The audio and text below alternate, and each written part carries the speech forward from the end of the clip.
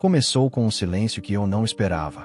Um silêncio que carregava o peso de tudo o que ainda não tinha sido dito. O tipo de silêncio que antecede revelações, despedidas ou viradas irreversíveis na vida. Quando encontrei aquela fotografia dentro de uma caixa antiga, no fundo do armário da casa de minha mãe, não imaginei que ela fosse se transformar na chave para tudo aquilo que eu tentei esquecer.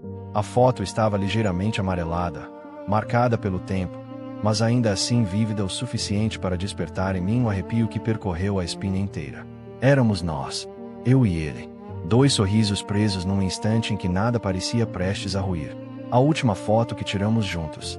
A imagem parecia me observar de volta, como se guardasse dentro de si uma verdade que eu não estava pronta para encarar. E foi nesse momento, segurando aquela fotografia, que percebi que a história que eu tentei enterrar não havia terminado quando nos afastamos. A história ainda pulsava dentro de mim, exigindo ser contada, exigindo ser compreendida, exigindo que eu voltasse ao exato ponto onde tudo começou a se quebrar.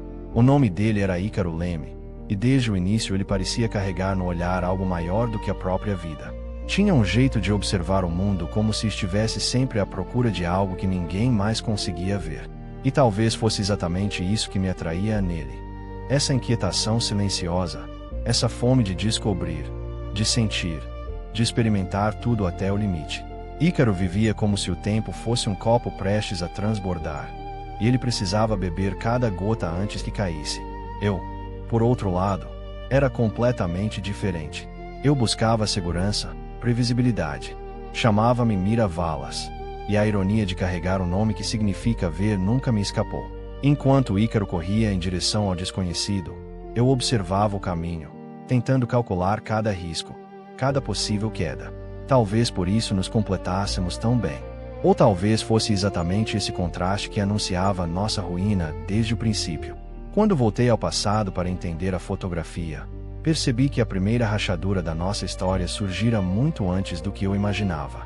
Surgiu na tarde em que Ícaro recebeu a notícia de que seu irmão mais velho, Silva, havia desaparecido durante uma expedição ao interior do país, numa região remota conhecida por seus relevos abruptos, matas densas e histórias locais cheias de sinais e mistérios.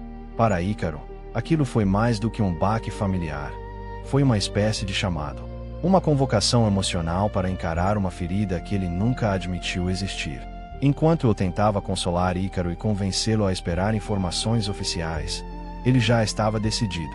Os olhos dele, sempre inquietos, agora queimavam com uma determinação que me assustava. Ainda me lembro de quando ele me disse: se eu não for atrás dele, nunca mais vou conseguir viver comigo mesmo. E havia algo naquele tom que me fez compreender que não adiantaria tentar detê-lo. Decidi acompanhá-lo. Não porque acreditava que seria uma jornada simples, mas porque qualquer destino distante de Ícaro parecia, naquele momento, mais aterrorizante do que enfrentar uma selva inteira. Chegamos à pequena cidade de Serra Oculta, um lugar que parecia existir à margem do mundo moderno. As ruas de terra, o cheiro constante de madeira úmida, os olhares desconfiados dos moradores, tudo naquele ambiente parecia sussurrar que não deveríamos estar ali.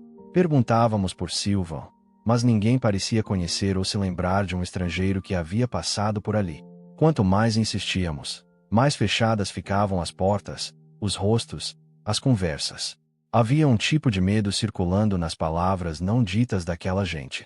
Foi então que conhecemos Távora, uma mulher idosa de cabelos tão brancos que pareciam feitos de neve, mas com um vigor no olhar que denunciava décadas de resistência. Ela nos encontrou quando estávamos prestes a perder as esperanças.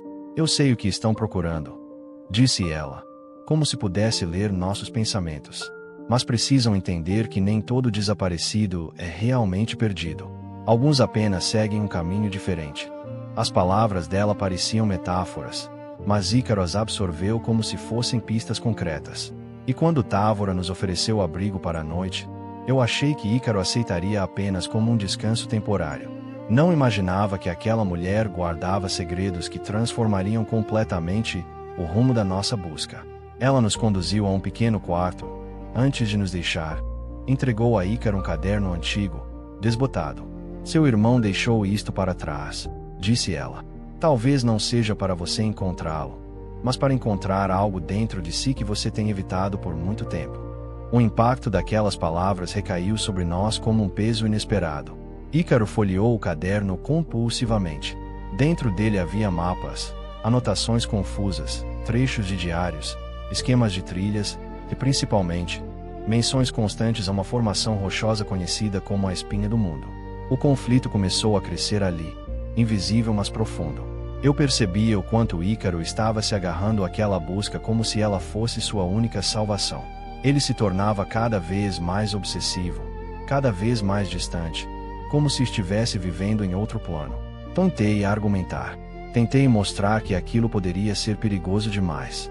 Mas a determinação dele se tornava mais forte que qualquer medo ou prudência que eu apresentasse. Mesmo assim, eu o segui. A manhã em que partimos para a trilha que levava à Espinha do Mundo estava coberta por uma névoa pesada, quase impenetrável. Carregávamos apenas o essencial: comida, água, alguns equipamentos e o caderno de Silva, que Ícaro segurava como se fosse uma bússola do destino. Conforme avançávamos na mata, senti o peso emocional da jornada se intensificar. Ícaro parecia guiado por uma força invisível, como se cada passo fosse ditado por algo que apenas ele conseguia ouvir. Eu, por outro lado, tentava lidar com o medo crescente. O medo não apenas da floresta, mas do que eu estava percebendo que corria entre nós dois. Uma distância silenciosa, como se estivéssemos caminhando em trilhas paralelas que não se tocavam mais. No terceiro dia de caminhada, o tempo mudou abruptamente. A chuva caiu de forma tão intensa que mal conseguíamos ver alguns metros à frente. Montamos um abrigo improvisado, mas o vento forte fazia cada lona vibrar como se estivesse prestes a rasgar. E foi ali, no meio daquela tempestade, que Ícaro finalmente desabou. Eu não posso perder ele também, disse, com a voz quebrada. Perdi nosso pai. E depois perdi a mim mesmo. Silvan era a única coisa que restava da parte de mim que ainda tinha esperança. E agora eu nem sei quem eu sou sem isso.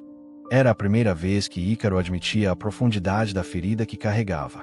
Até então, ele sempre se mostrará forte, decidido, inabalável. Ver aquele homem quebrado diante de mim despertou algo que eu também vinha tentando enterrar. O medo de que nossa jornada não fosse apenas sobre encontrar Silva, mas sobre tentar resgatar o que restava de nós dois. Quando a tempestade finalmente passou, seguimos em frente. Mas o terreno à nossa frente era cada vez mais acidentado, como se a própria natureza tentasse nos afastar. Trilhas desapareciam, marcas no solo eram engolidas pela vegetação, e o caderno de Silvan se tornava cada vez mais confuso, como se ele próprio estivesse perdendo o senso de direção enquanto escrevia. Foi então que encontramos o primeiro indício real de que Silvan havia estado ali. Uma pequena caverna parcialmente escondida por musgos e raízes. Dentro dela, havia restos de uma fogueira apagada e algumas latas de comida vazias. Mas o que chamou nossa atenção foi a inscrição na parede, feita às pressas, talvez com uma pedra ou com a própria unha. Não sigam a voz. Ícaro encarou aquilo por longos segundos, como se tentasse decifrar um enigma. Eu, por outro lado, senti um frio gelado percorrer todo o corpo. Havia algo naquela mensagem que transcendia o racional. Era um aviso, um pedido, um eco de desespero. Mesmo assim, seguimos. Talvez porque a necessidade de encontrar respostas tenha falado mais alto do que o instinto de sobrevivência. Ou talvez porque já estivéssemos tão envolvidos naquilo que recuar parecia impossível. À medida que subíamos as encostas rochosas da Espinha do Mundo, o ambiente se tornava cada vez mais opressivo. O vento uivava entre as rochas como se carregasse vozes antigas, e a sensação de estar sendo observado era constante. A paisagem parecia se distorcer em certos pontos, como se a realidade ali fosse mais frágil, mais maleável. Foi numa dessas noites, talvez a mais silenciosa de todas, que tudo começou a se desfazer de vez. Ícaro acordou sobressaltado, dizendo que ouvirá alguém chamando seu nome. Eu não ouvirá nada, mas ele insistia que a voz era de Silva. Uma voz fraca, distante, mas real. No dia seguinte, a obsessão de Ícaro se intensificou. Ele afirmava que sabia para onde seguir, mesmo sem qualquer indicação. E foi essa certeza irracional que nos levou a um penhasco estreito, onde o terreno escorregadio poderia nos matar com um passo em falso. Tentei impedi-lo. Gritei. Supliquei. Mas ele não me ouviu. Era como se a voz que chamava por ele fosse mais forte do que qualquer laço humano. Foi nesse exato ponto, naquele penhasco estreito, sob um céu cinzento, que tiramos nossa última foto. Uma selfie apressada, feita por mim, na tentativa de registrar aquele momento antes que tudo se perdesse. O sorriso de Ícaro já não era o mesmo. Era tenso, distante, quase resignado. Eu, por outro lado, tentava parecer firme, mas meus olhos denunciavam o medo que eu tentava esconder. E então, tudo aconteceu rápido demais. Ícaro seguiu em direção ao limite do penhasco, afirmando que Silvan estava logo abaixo, chamando por ele. Eu tentei agarrá-lo, mas ele se soltou. A última imagem que tenho dele é um vulto se lançando em direção à escuridão, movido por algo que eu não conseguia ver. O grito que veio em seguida, o meu grito, ecoou pelas rochas de forma tão profunda que até hoje sinto sua vibração no peito. Desci como pude, machucando mãos, joelhos, braços. Chamei por ele até perder a voz. Mas Ícaro tinha desaparecido. Como Silvan, como tantos outros que, segundo Távora, haviam sido chamados pela espinha do mundo. Sentei na beira do desfiladeiro, chorando até que a noite engolisse o pouco de luz que restava. Fiquei 3 dias ali, procurando. 3 dias sem encontrar qualquer sinal dele. No 4º dia, exausta e sem forças, decidi voltar. E quando retornei à Serra Oculta, Távora me esperava na porta, como se já soubesse do desfecho. A montanha não tira ninguém, disse ela, mas transforma. Naquele momento, eu não compreendi o que ela quis dizer, mas hoje, anos depois, ao encontrar a última foto que tiramos juntos, percebo que aquela jornada foi menos sobre desaparecer e mais sobre encarar aquilo que tememos dentro de nós. O vazio, a perda, o desejo de encontrar respostas onde talvez não existam. E percebo também que Ícaro não foi levado pela montanha, mas pelas próprias sombras que ele carregava. Cada vez que olho para aquela foto, sinto um misto de dor e gratidão. Dor pela perda irreparável. Gratidão por ter vivido uma história tão intensa, tão cheia de camadas, mesmo que o final tenha sido abrupto demais. A fotografia é mais do que um registro de um momento. É um lembrete, um portal, uma ferida ainda aberta, mas que pulsa com uma verdade que não posso mais ignorar. Que às vezes, a busca por algo maior pode nos fazer perder o que realmente importa. Hoje, guardo aquela foto numa moldura simples, sobre a estante da minha sala.